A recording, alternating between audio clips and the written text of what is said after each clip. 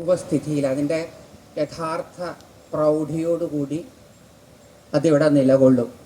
അത് നമ്മുടെ ജീവിതത്തിൽ എങ്ങനെയാണ്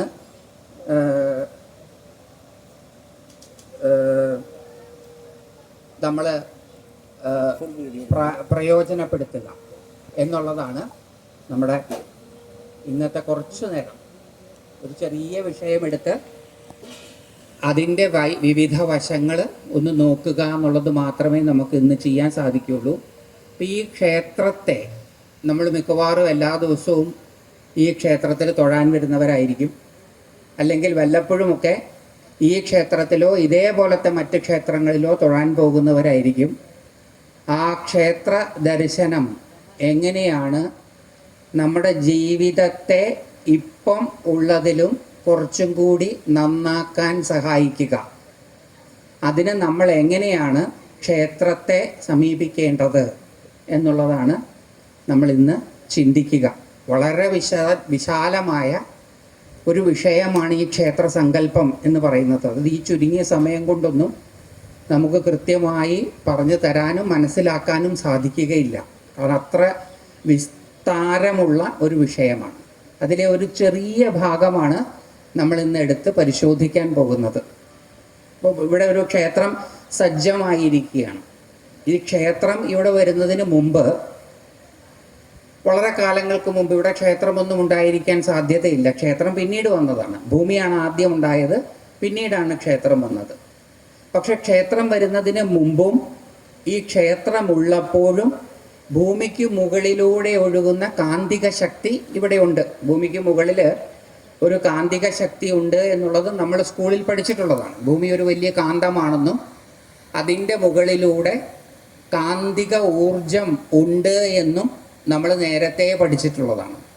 ആ കാന്തിക ഊർജത്തെ, അതിന് ഇംഗ്ലീഷിൽ പറഞ്ഞു കഴിഞ്ഞാൽ ഇലക്ട്രോ മാഗ്നറ്റിക് ഫീൽഡാണത്.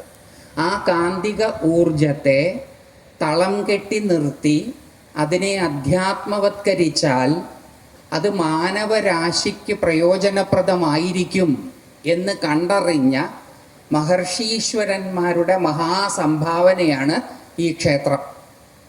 ഭൂമിക്ക് മുകളിലൂടെ ഒഴുകുന്ന കാന്തിക ഊർജത്തെ തളം കെട്ടി നിർത്തി, ഒരു കിണറ്റിൽ വെള്ളം മനുഷ്യന് പ്രയോജനപ്പെടുന്നത് പോലെ തളം കെട്ടി നിർത്തുന്നത് പോലെ ഊർജത്തെ തളം കെട്ടി നിർത്തി അതിനെ അധ്യാത്മവത്കരിക്കും. അതാണ് ഈ ക്രിയകളെല്ലാം. വളരെ വിസ്തരിച്ചിട്ടുള്ള ക്രിയകളാണ്. ഒരുപാട് മന്ത്രങ്ങളും ഒരുപാട് ദ്രവ്യങ്ങളും ഒക്കെ ഉപയോഗിച്ചിട്ടാണ് ചെയ്യുന്ന ആചാര്യൻ്റെ തപശക്തിയും എല്ലാം കൂടി ചേർന്നിട്ടാണ് ഈ ഭൗതിക ഊർജം ആധ്യാത്മിക ഊർജമായി മാറുന്നത്. അങ്ങനെ ഒരു ആധ്യാത്മിക ഊർജ കേന്ദ്രം നമുക്ക് വേണ്ടി സജ്ജമാക്കി വയ്ക്കപ്പെട്ടിരിക്കുകയാണ്.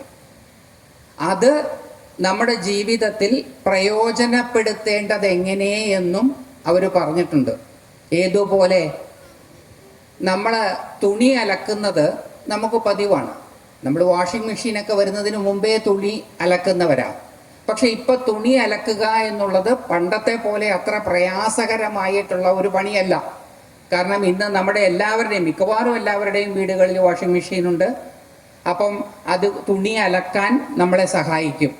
പക്ഷേ വാഷിംഗ് മെഷീൻ എങ്ങനെയാണ് ഉപയോഗിക്കേണ്ടത് എന്ന് അറിയാത്ത ഒരാളുടെ കയ്യിൽ വാഷിംഗ് മെഷീൻ കിട്ടിയാൽ അതുകൊണ്ട് പ്രത്യേകിച്ച് യാതൊരു വ്യത്യാസവും ഉണ്ടാവുകയില്ല. വീട്ടിൽ വാഷിംഗ് മെഷീൻ ഉണ്ടോ? ഉണ്ട്. പക്ഷെ തുണിയലക്കൽ അപ്പോൾ എളുപ്പമായിരിക്കില്ലേ? എന്തെളുപ്പം, പഴയ പോലെ തന്നെയാണ്. എന്താ കാരണം? വാഷിംഗ് മെഷീൻ എങ്ങനെയാണ് പ്രവർത്തിപ്പിക്കേണ്ടത് എന്ന് നമുക്കറിയില്ല. അതറിഞ്ഞാൽ മാത്രമേ വാഷിംഗ് മെഷീൻ ഉണ്ടെങ്കിലും തുണി അലക്കൽ എളുപ്പമാവുകയുള്ളൂ. അതേപോലെ ക്ഷേത്രമുണ്ട് എന്നുള്ളത് കൊണ്ട് കാര്യമില്ല.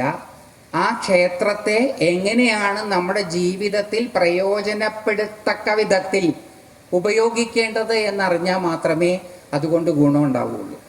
അപ്പം അതെങ്ങനെയാണ് എന്നുള്ളതാണ് നമ്മൾ ഇന്ന് പരിശോധിക്കാൻ പോകുന്നത്. ഒരു ചെറിയ വിഷയം, അത് വളരെ വിസ്തരിച്ച് നമ്മൾ നോക്കാൻ പോവാണ്. നമ്മൾ അമ്പലത്തിൽ പോകുന്നതാണ്. നമ്മൾ സാധാരണ അമ്പലത്തിൽ പോവുക, എങ്ങനെയാണ് അമ്പലത്തിൽ പോവുക? കുളിച്ചിട്ടാണ് അമ്പലത്തിൽ പോവുക. കുളിക്കാതെ അമ്പലത്തിൽ പോയാൽ എന്താ കുഴപ്പം? ഒരു കുഴപ്പമുണ്ടെന്ന് എനിക്ക് തോന്നുന്നില്ല. അമ്പലത്തിൽ നമ്മൾ കുളിച്ചിട്ട് പോയാലും കുളിക്കാതെ പോയാലും വലിയ വ്യത്യാസം ഉണ്ടാകുമെന്ന് എനിക്ക് തോന്നുന്നില്ല. കാരണം അപ്പം നമ്മൾ ചോദിക്കും, വേർത്തൊലിച്ചിട്ട് എങ്ങനെയാണ് അമ്പലത്തിൽ പോവുക? അമ്പലത്തിൽ നിൽക്കുന്നവരെല്ലാം വേർത്തൊലിച്ചിട്ട് തന്നെയാണ് അതിനകത്ത് നിൽക്കുന്നത്. അതിനകത്ത് AC ഒന്നുമല്ല, അതിനകത്ത് നല്ലോണം ശ്രീകോവിലിനകത്തൊക്കെ കയറി കുറച്ച് നേരം ഇരുന്ന് കഴിഞ്ഞാൽ പുഴുങ്ങി ആയിരിക്കും പുറത്തേക്ക് വരിക. ഇപ്പോഴൊക്കെ ഈ കാലാവസ്ഥയിൽ ഇപ്പോൾ ആ ശ്രീകോവിലിനകത്തെ ടെമ്പറേച്ചർ ഏകദേശം 50 ഡിഗ്രി ഒക്കെ ആയിരിക്കും. ആ വിളക്കെല്ലാം കത്തിച്ച് വെച്ച് വാതിലെല്ലാം അടച്ച് അതിനകത്തൊരു 10-15 മിനിറ്റ് ഇരുന്ന് കഴിയുമ്പോഴത്തേക്കും 10-50 ഡിഗ്രി സെൽഷ്യസ് എങ്കിലും അതിനകത്തായിരിക്കും. അപ്പം അതിനകത്ത് ഇരിക്കുന്ന ആള് ഏകദേശം പുഴുങ്ങി പുഴുങ്ങാതെ പുറത്ത് വരുന്നത് ഈശ്വരാനുഗ്രഹം കൊണ്ടാണ്. അല്ലെങ്കിൽ ആ ചൂടത്തൊന്നും ഇരിക്കാൻ പറ്റില്ല. അപ്പോൾ വേർത്ത് അമ്പലത്തിൽ പോകാൻ പാടില്ല എന്നുള്ളത് ഒരു വസ്തുതയാണെങ്കിൽ അമ്പലത്തിനകത്ത് ആരും വേർക്കാൻ പാടില്ല. പക്ഷെ അമ്പലത്തിനകത്ത് എല്ലാവരും വേർക്കാറുണ്ട് എന്നുള്ളത് കൊണ്ട് വേർത്ത് അമ്പലത്തിൽ പോയാൽ കുഴപ്പമൊന്നുമില്ല. പക്ഷെ നമ്മൾ കുളിച്ചിട്ട് അമ്പലത്തിൽ പോവാം.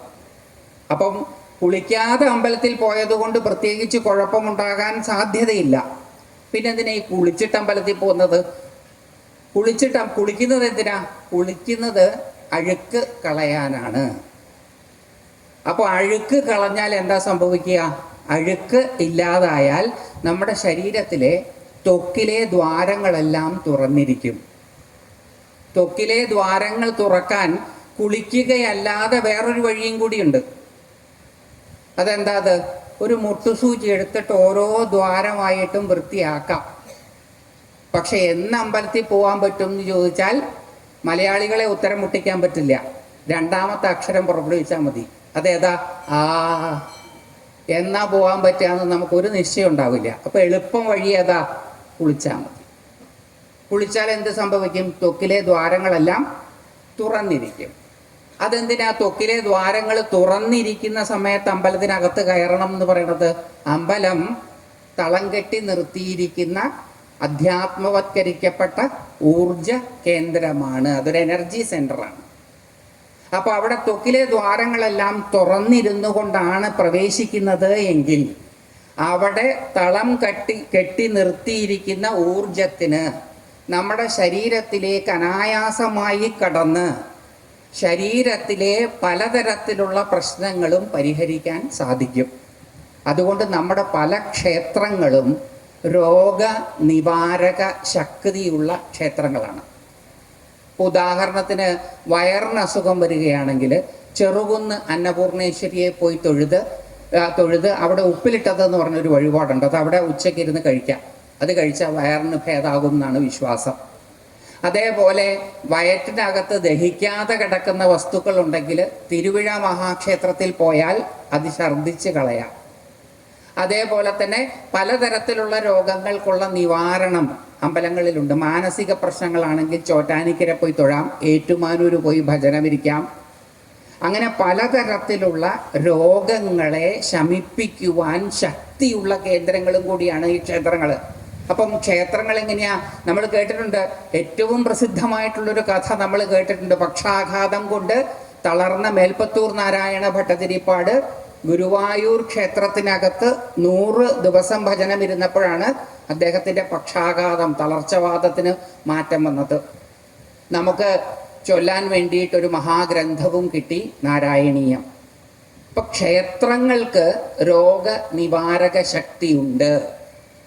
അത് എങ്ങനെയാണത് നമ്മളുടെ രോഗത്തെ ഇല്ലാണ്ടാക്കുന്നത്? നമ്മുടെ ശരീരത്തിനകത്ത് ഈ അധ്യാത്മവത്കരിക്കപ്പെട്ട ഊർജം കയറി പ്രവർത്തിക്കുമ്പോഴാണ് മാറ്റമുണ്ടാകുന്നത്. ജനിതകങ്ങളായിട്ടുള്ള വൈകല്യങ്ങളെ പോലും മാറ്റാൻ ശക്തിയുള്ള കേന്ദ്രങ്ങളാണ് ക്ഷേത്രം. ഇതൊരു അന്ധവിശ്വാസമൊന്നുമല്ല. എത്രയോ ക്ഷേത്രങ്ങളിൽ ഭജനമിരുന്ന് ആൾക്കാർക്ക് മാറ്റങ്ങളുള്ളതായി നമ്മൾ കേട്ടിട്ടുണ്ട്. മക്കളുണ്ടാവാത്തവർക്ക് മക്കളുണ്ടാകുന്നു, മക്കൾ നേരെയല്ലാതെ പോകുന്നവരുടെ മക്കൾ ഭജന വരുന്നത് കൊണ്ട് നേരെയാകുന്നു, രോഗങ്ങൾ മാറുന്നു, ആയുസ് കുറഞ്ഞു പോകുന്നവർക്ക് ആയുസ് നീട്ടിക്കിട്ടുന്നു. ഇതൊക്കെ ക്ഷേത്രങ്ങളിൽ നമ്മൾ കണ്ടിട്ടുണ്ട്.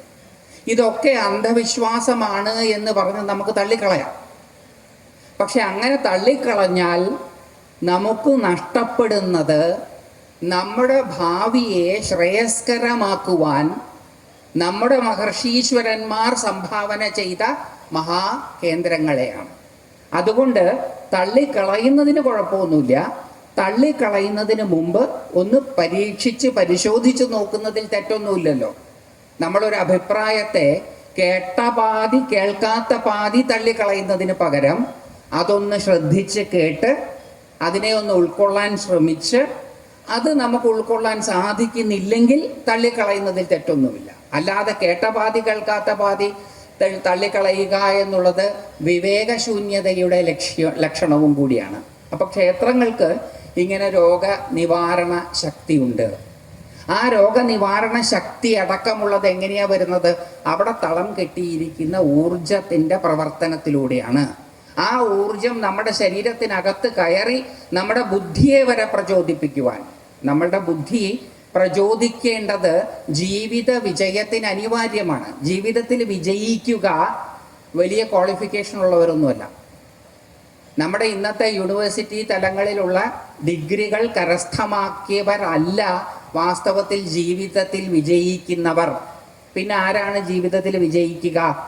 പ്രതിസന്ധി ഘട്ടങ്ങളിൽ കൃത്യമായ തീരുമാനങ്ങൾ എടുത്ത് നടപ്പിലാക്കാൻ സാധിക്കുന്നവരാണ് ജീവിതത്തിൽ വിജയിക്കുന്നവർ. ജീവിതത്തിൽ വിജയശ്രീലാളിതരായവരുടെ ജീവചരിത്രം ഒന്നെടുത്ത് പരിശോധിച്ച് നോക്കുക. അവരുടെ എല്ലാം ജീവിതത്തിൽ വിജയത്തിന് കാരണമായിട്ടുള്ളത് അവരിൽ ഉണ്ടായിട്ടുള്ള പ്രതിസന്ധി ഘട്ടങ്ങളിൽ അവരിൽ ഉണ്ടായിട്ടുള്ള ചില പ്രചോദിത ചിന്തകളാണ്. ആ പ്രചോദിത ചിന്തകൾ കൃത്യമായ ചിന്തകൾ ഉണ്ടായി അത് നടപ്പിലാക്കി ജീവിതം വിജയിക്കാൻ ബുദ്ധി പ്രചോദിതമാകണം. ബുദ്ധിയെ പ്രചോദിപ്പിക്കുവാൻ, അതിന് ഇംഗ്ലീഷിൽ പറഞ്ഞാൽ ഇൻറ്റ്യൂട്ടീവ് ഇൻ്റലിജൻസ് എന്നാണ് അതിനെ വിളിക്കുക. വെറും ഓർഡിനറി ഇൻ്റലിജൻസ് അല്ല.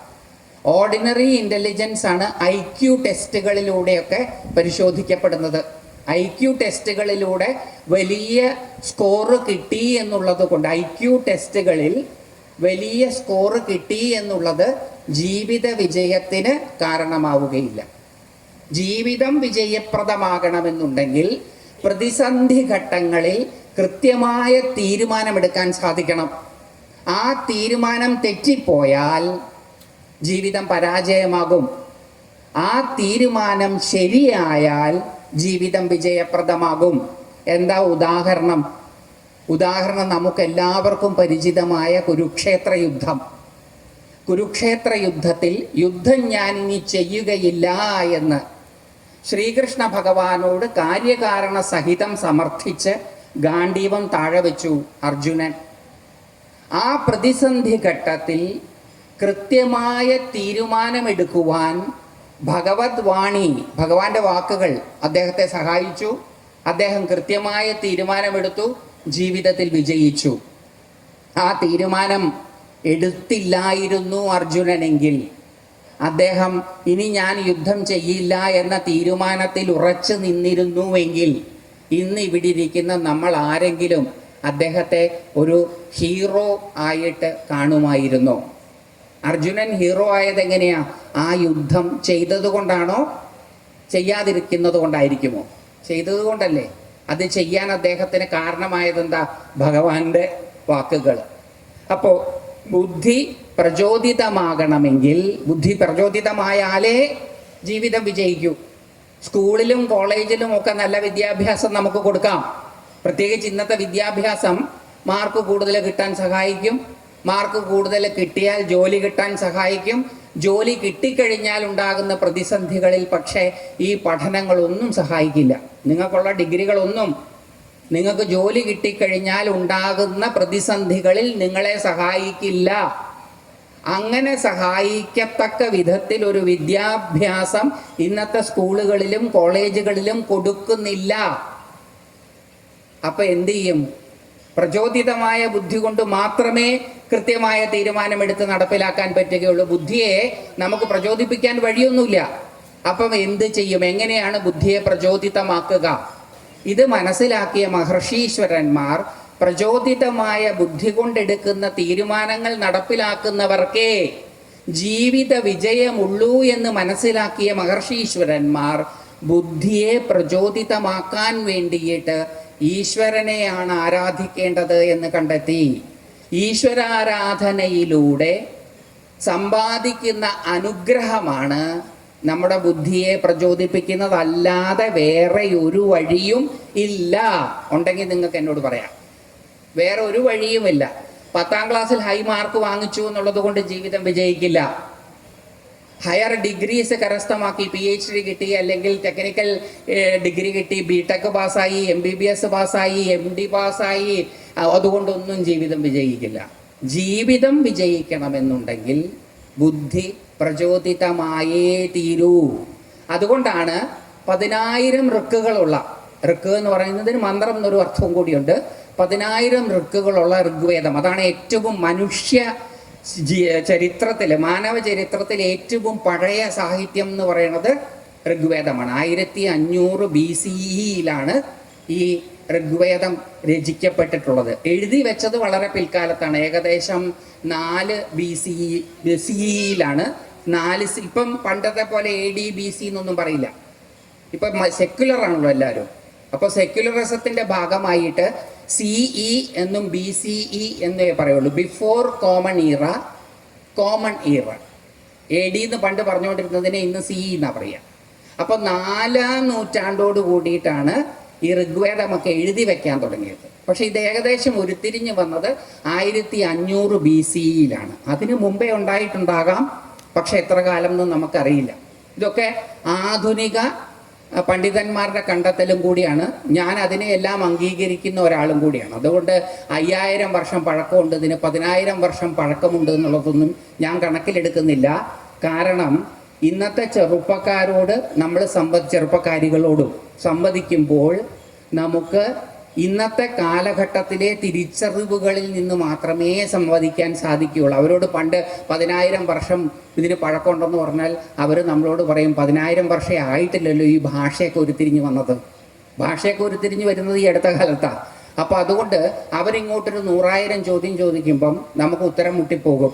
അപ്പോൾ അങ്ങനെ ചെറുപ്പക്കാരോട് സംസാരിക്കാൻ അവരുടെ തലങ്ങളിൽ നിന്ന് ചിന്തിക്കണം. അവർ ശാസ്ത്രത്തെ തള്ളിക്കളഞ്ഞുകൊണ്ട് ചിന്തിക്കുന്നവരല്ല എന്നുള്ളത് കൊണ്ട് ശാസ്ത്രത്തെയും ആധുനിക ശാസ്ത്രത്തെയും കണക്കിലെടുക്കാതെ നമുക്ക് മുന്നോട്ട് പോകാൻ പറ്റില്ല. അതുകൊണ്ട് ആധുനിക പണ്ഡിതന്മാരുടെ കണ്ടെത്തലുകൾ പലതും അംഗീകരിച്ചുകൊണ്ട് മാത്രമേ നമുക്ക് മുന്നോട്ട് പോകാൻ സാധിക്കുകയുള്ളൂ എന്നുള്ളത് കൊണ്ട് 1500 BCE ഋഗ്വേദം രചിക്കപ്പെട്ടത് എന്നാണ് ഞാനും കരുതുന്നത്. നിങ്ങൾക്കതിൽ കൂടുതൽ അതിന് പഴക്കമുണ്ടെന്ന് വിശ്വസിക്കുന്നതിന് ഞാനെതിരല്ല, പക്ഷെ ഞാൻ അങ്ങനെയാണ് കരുതുന്നത്. രണ്ടാമത്തെ ഏറ്റവും പഴക്കമുള്ള വേദം യജുർവേദവും സാമവേദവുമല്ല. രണ്ടാമത്തെ ഏറ്റവും പഴക്കമുള്ള വേദം അഥർവവേദമാണ്. 1200 BCE അതിൻ്റെ രചനാ കാലഘട്ടം കണക്കാക്കുന്നത്. 1500 BCE ഋഗ്വേദവും 1200 BCE അഥർവവേദവും. അഥർവവേദം പുതിയ വേദമൊന്നുമല്ല, ഏറ്റവും അവസാനം ഉരുത്തിരിഞ്ഞു വന്ന വേദവും അല്ല. രണ്ടാമത്തെ പ്രധാനപ്പെട്ട വേദമാണ് അഥർവവേദം. യജുർവേദവും സാമവേദവും ഉരുത്തിരിഞ്ഞു വരുന്നത് ഋഗ്വേദത്തിലുള്ള യാഗ സംസ്കാരത്തെ പരിപോഷിപ്പിക്കുവാനാണ്. ഋഗ്വേദവും അഥർവവേദവും തമ്മിലുള്ള വ്യത്യാസം, ഋഗ്വേദം കൂട്ടത്തോടുകൂടി ചെയ്യുന്ന ക്രിയകളാണെങ്കിൽ അഥർവവേദം വ്യക്തിഗതമായിട്ട് ചെയ്യുന്ന ക്രിയകളാണ്. ഒരു സമൂഹത്തിൻ്റെ ഉന്നതിയാണ് ഋഗ്വേദം കണക്കാക്കുന്നതെങ്കിൽ ഒരു വ്യക്തിയുടെ ഉയർച്ചയാണ് അഥർവവേദം കണക്കാക്കുന്നത്. ഒരു വ്യക്തിയുടെ ആവശ്യകതയാണ് അഥർവവേദം കണക്കാക്കുന്നതെങ്കിൽ ഒരു സമൂഹത്തിൻ്റെ ആവശ്യകതയാണ് ഋഗ്വേദം കണക്കാക്കുന്നത്. ഇതാണ് തമ്മിലുള്ള വ്യത്യാസം. അതിലേറ്റവും പഴയത് ഋഗ്വേദമാണ്. അതിനകത്ത് 10,000 മന്ത്രങ്ങളുണ്ട്. 10,000 ഋക്കുകളോട് കൂടിയതാണ് ഋഗ്വേദം. ആ 10,000 മന്ത്രങ്ങളിൽ 3ാമത്തെ മണ്ഡലത്തിലെ 10ാമത്തെ സൂക്തത്തിലെ 62ാമത്തെ ഋക്ക് വളരെ പ്രധാനപ്പെട്ട ഒരു മന്ത്രമായി പിന്നീട് പരിണമിച്ചു. അതാണ് പിന്നീട് ഭാരതീയ സംസ്കൃതിയുടെ കേന്ദ്ര ബിന്ദുവായിട്ട് നിലകൊള്ളുന്ന മന്ത്രം. അതിൻ്റെ പേര് ഗായത്രി എന്നാണ്. ഭാരതീയ സംസ്കൃതിയുടെ സത്ത ഏതു മന്ത്രത്തിൽ അധിഷ്ഠിതമാണ് എന്ന് ചോദിച്ചാൽ നമുക്ക് സംശയലേശമെന്നേ മറുപടി പറയാൻ പറ്റും, അത് ഗായത്രിയിലാണ്. ഈ 10,000 ഋക്കുകളുള്ള ആ ഋക്കുകളിൽ ഗായത്രി ഛന്ദസ്സിൽ ഒരുപാട് ഋക്കുകളുണ്ട്. ഗായത്രി എന്ന് പറയുന്നത് ഒരു ഛന്ദസ്സിൻ്റെ പേരാണ്. 8 അക്ഷരം വീതമുള്ള 3 വരി, 8 അക്ഷരമുള്ള 3 വരി, അതായത് 24 അക്ഷരങ്ങൾ അടങ്ങിയ ഒരു മന്ത്രമാണ് ഗായത്രി മന്ത്രം. ഈ 10,000 ഋക്കുകളിൽ അനവധി മന്ത്രങ്ങൾ 24 അക്ഷരങ്ങളോട് കൂടിയതുണ്ട്. അതായത് ഗായത്രി ഛന്ദസ്സിൽ അനവധി മറ്റു മന്ത്രങ്ങൾ ഉണ്ടെന്നിരിക്കെ ഇന്ന് നമുക്കെല്ലാവർക്കും സുപരിചിതമായ ഈ ഒരു മന്ത്രം മാത്രം അതിൽ പ്രധാനപ്പെട്ടതായിട്ട് എങ്ങനെയാണ് വന്നത്? എത്രയോ മന്ത്രങ്ങളുണ്ട്, അതൊന്നും പ്രധാനമായിട്ട് വന്നില്ല. ഈ 3-ാം മണ്ഡലത്തിലെ 10ാമത്തെ സൂക്തത്തിലെ 62ാമത്തെ ഋക്ക് മാത്രം എങ്ങനെയാണ് ഇത്രയധികം പ്രസിദ്ധമായിട്ട് വന്നത്? ഭാരതത്തിലുള്ള എല്ലാ ബ്രാഹ്മണരും ഉപനയിക്കുമ്പം അവർക്ക് ഉപദേശിച്ചു കൊടുക്കും. ബ്രാഹ്മണർ മാത്രമല്ല, ദ്വിജന്മാർ, ബ്രാഹ്മണ ക്ഷത്രിയ വൈശ്യന്മാർ അവർക്ക് ബ്രഹ്മോപദേശം കൊടുക്കുമ്പം അവർക്ക് ഈ മന്ത്രം ഉപദേശിച്ചു കൊടുക്കുന്നത്. അതെന്താ ഈ മന്ത്രത്തിൻ്റെ ഒരു പ്രാധാന്യം? മറ്റ് 10,000 ഋക്കുകളിൽ വെച്ച് ഇതിന് മാത്രം ഇത്ര പ്രാധാന്യം വരാനുള്ള കാരണം എന്താണ്? ഗായത്രി മന്ത്രം എന്തിനു ജപിക്കുന്നതാണ്? ഗായത്രി മന്ത്രം രക്ഷയ്ക്ക് വേണ്ടി ജപിക്കുന്നതാണ്. ഗായന്തം ത്രായതേതി ഗായത്രി. അത് പാടുന്നത്, ചൊല്ലുകയല്ല, അത് പാടുക ചെയ്യുക. ഈ മന്ത്രമൊക്കെ സ്വരിച്ച് ചൊല്ലുകയാണ് ചെയ്യുക. സ്വരിച്ച് ചൊല്ലുക എന്ന് പറഞ്ഞാൽ പാടുക എന്നർത്ഥം. അതെന്തിനാ പാടുന്നത്? അത് പാടുന്നയാളെ അത് രക്ഷിക്കും. അപ്പം രക്ഷാകരാണ് ആ മന്ത്രം. ആ മന്ത്രത്തിൻ്റെ പ്രത്യേകത എന്താ? അതിൻ്റെ അർത്ഥം നോക്കിയാൽ മനസ്സിലാകും. ആ മന്ത്രത്തിലെ പ്രധാന പ്രാർത്ഥന ഞങ്ങളുടെ ബുദ്ധിയെ പ്രചോദിപ്പിക്കണേ.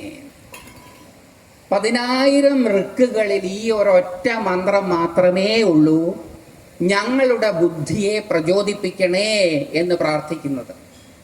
എല്ലാത്തിനെയും പരിപോഷിപ്പിക്കുന്ന വരേണ്യമായ തേജസ്സോടു കൂടിയ അല്ലയോ സവിതാവേ, അങ്ങ് ഞങ്ങളുടെ ബുദ്ധിയെ പ്രചോദിപ്പിക്കണേ എന്നാണ്. സവിതാവ് എന്നുള്ള വാക്കിൻ്റെ ശരിക്കുമുള്ള അർത്ഥം സൂര്യൻ എന്നല്ല, പ്രചോദിപ്പിക്കുന്നവൻ എന്നാണ്. ഇമ്പല്ലർ എന്നാണ് ആ വാക്കിൻ്റെ ശരിക്കുമുള്ള അർത്ഥം. പ്രചോദിപ്പിക്കുന്നയാൾ എന്നാണ് ആ വാക്കിൻ്റെ അർത്ഥം. അപ്പം ആ എല്ലാത്തിനെയും അതിൻ്റേതായിട്ടുള്ള ധർമ്മത്തിൽ നിന്ന് വളരാൻ പ്രചോദിപ്പിക്കുന്നത് സവിതാവാണ്. ആ സവിതാവിനോട് നമ്മൾ എന്താ പ്രാർത്ഥിക്കുന്നത്? ഞങ്ങളുടെ ബുദ്ധിയെ പ്രചോദിപ്പിക്കണേ എന്ന്. അതെന്തിനാ അങ്ങനെ ചോദിച്ചത്? ഞങ്ങളെ രക്ഷിക്കണേ എന്ന് പ്രാർത്ഥിച്ചാൽ പോരായിരുന്നു? ഞങ്ങളെ രക്ഷിക്കണേ എന്ന് നേരിട്ട് പ്രാർത്ഥിക്കാതെ ഞങ്ങളുടെ ബുദ്ധിയെ പ്രചോദിപ്പിക്കണേ എന്നെന്തിനാ പ്രാർത്ഥിച്ചത്? ആരുടെ ബുദ്ധിയാണോ പ്രചോദിതമായിട്ടുള്ളത് അവർക്ക് മാത്രമേ പ്രതിസന്ധി ഘട്ടങ്ങളിൽ കൃത്യമായ തീരുമാനമെടുക്കാൻ പറ്റുകയുള്ളൂ. ആരാണോ ജീവിതത്തിൽ കൃത്യമായ തീരുമാനങ്ങൾ എടുക്കുന്നത് അവർക്ക് മാത്രമേ ജീവിതത്തിൽ വിജയിക്കാൻ സാധിക്കുകയുള്ളൂ.